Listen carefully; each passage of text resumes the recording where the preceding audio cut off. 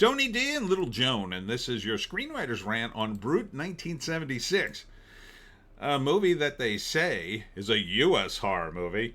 Gee, how could I have told that with American flags and desert scenes? I thought this took place in France. Smash like and subscribe. Thank you for smash liking and subscribing. Check out my books. The links are in the description.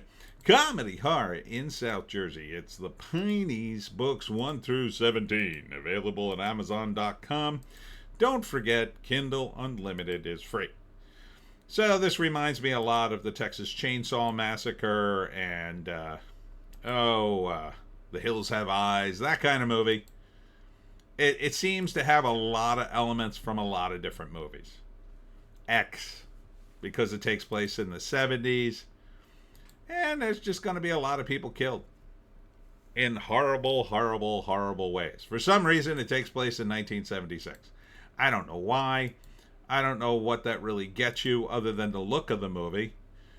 And slightly more expense. I guess she's one of the killers. The acting in this trailer isn't all that great. But there's girls kissing. So there's that. Would I watch it? I would put it on my list as a slasher movie and maybe watch part of it ironically until I got bored, which probably wouldn't be too long. I will say that the guy who drives the van in this, that dude, he's got a bit of a personality. He's got charisma. So, if you like these movies, it should be a bloody good time, I guess. I just don't get why you would make this movie, other than the obvious monetary reason. And why are you saying it's a U.S. horror movie? This couldn't be more American. When you put something like that right next to the title, I grow suspicious and seriously think you did shoot this in France or Romania or whatever. So, there's nothing scary about this for me. It's just clownish. Just like, how are we going to kill people this time? And then you're going to see a bunch of horrible murders, which I don't want to see. That's the part of the movie I don't want to see.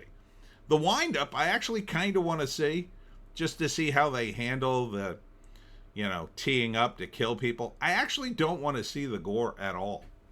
I don't know if I ever wanted to see the gore, even back in my younger days. Maybe it would be a better movie if you didn't show any gore. And you could just focus on the characters and the tension.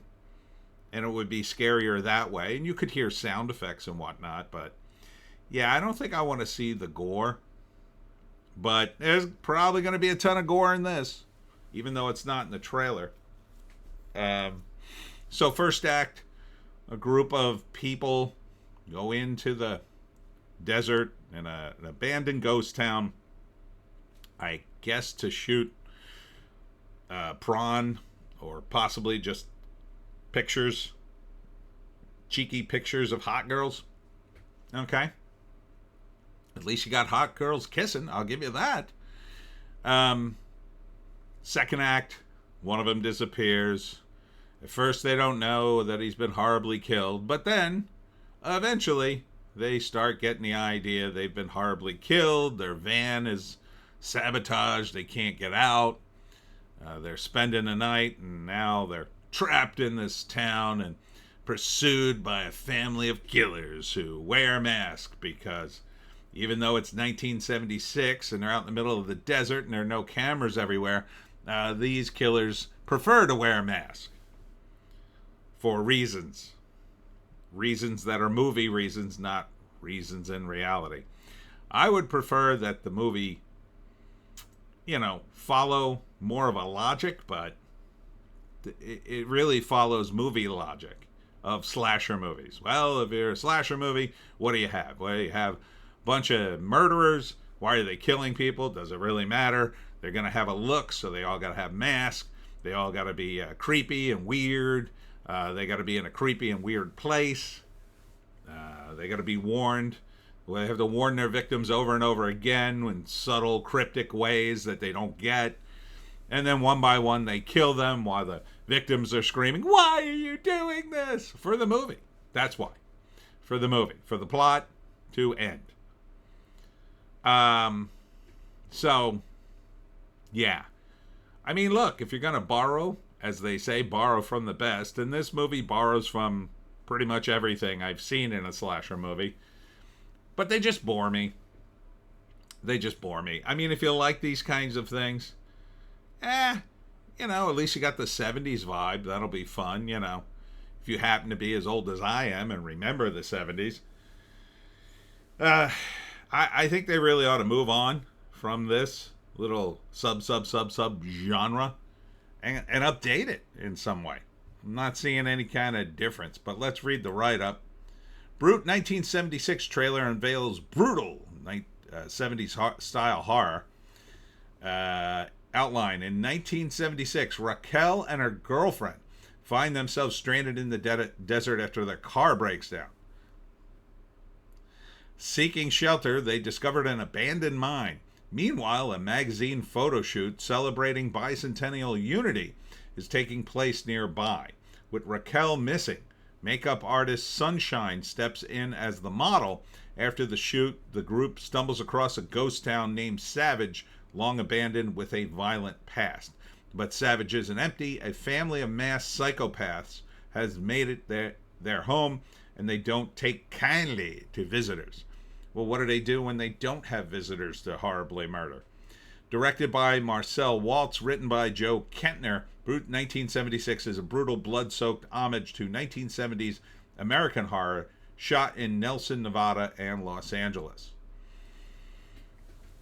Yeah. So, let me get this straight. Raquel and her girlfriend are stranded in the desert by themselves first after their car breaks down. So, they seek shelter in a mine. Meanwhile, they got the photo shoot nearby. And then Raquel disappears. So, the girlfriend, I guess, steps in as the model. I guess they were part of the shoot. So, well, Raquel's missing. Oh, I hope she hasn't been horribly, brutally murdered. Let's just have the makeup girl take her place. Not sure that write-up really scans for me. Feels like it should read something like they go to a abandoned ghost town named Savage to shoot, photos. And, this whole thing, the car breaks down. I mean, that's from every damn movie like this. Yeah, I don't think you really got much by placing this in 1976. So, other than you got away from today's current politics, at least we can agree on that. At least when the terrible murderers are butchering people, we can all agree, oh, thank God there's no politics in this. Anyhow, that's it for me, Tony D, and Little Joan. Check us out on the green site, the orange site, and the black site for more videos. Tonight, I will be at the Unexpected Farm. Unexpected. 5 p.m. to 9 p.m. This is the Alpaca Farm out in Newfield. And it's along Piney Hollow Road. There'll be a nice mart there. I'll be there and a bunch of other vendors. The alpacas will be there, of course. There was a new alpaca born, so you can see a baby alpaca if you'd like to see that. And so we'll be there from about 5 to 9. Hope to see you there. We'll see you in the next one.